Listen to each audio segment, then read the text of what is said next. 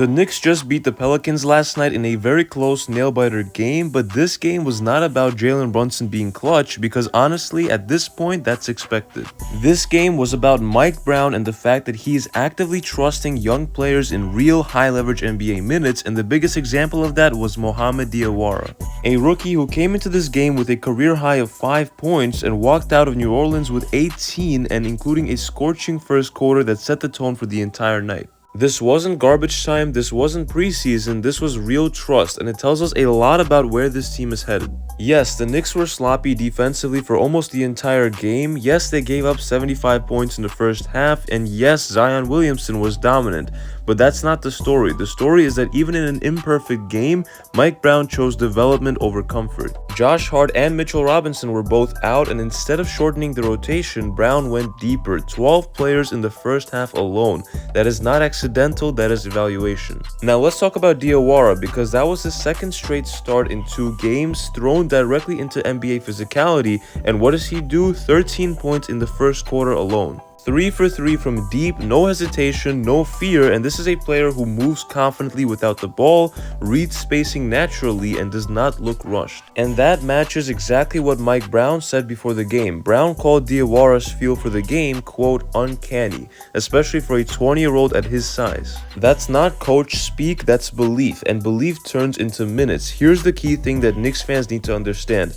Mike Brown is not chasing short-term comfort, he's building organizational clarity. Who can play, who can be trusted, and who can survive NBA chaos? Diawara just answered that question loudly, and it's not just him. Look at the pattern. Miles McBride returns after 9 games out and closes the game. 14 points in 18 minutes, trusted in crunch time immediately. Now Guerschon Yabusele out of the rotation and then back in last night. 19 points in 16 minutes played and instant impact. And that's offensively speaking, because defensively he still needs a lot of work to improve. And notice something else. Pacome Dadiet was the only young player who did not play last night. That tells you how wide this opportunity window really is. This coaching staff is letting the tape decide, not draft status, not contracts, and not politics. And yes, Jalen Brunson was clutch yet again. 10 points in the fourth, calm, controlled, and surgical. But here's the truth, Brunson makes all of this possible. His reliability allows experimentation, his leadership allows patience, and his presence allows growth. So the Knicks are now 23-9, they're winning games and they're still learning. That combination is dangerous. Mike Brown is showing you that youth will play if they earn it, development is happening in real time, and depth is becoming a real weapon. This is not a fluke night. And what makes this even more encouraging is that none of this feels rushed. The Knicks are not forcing development, they're earning it.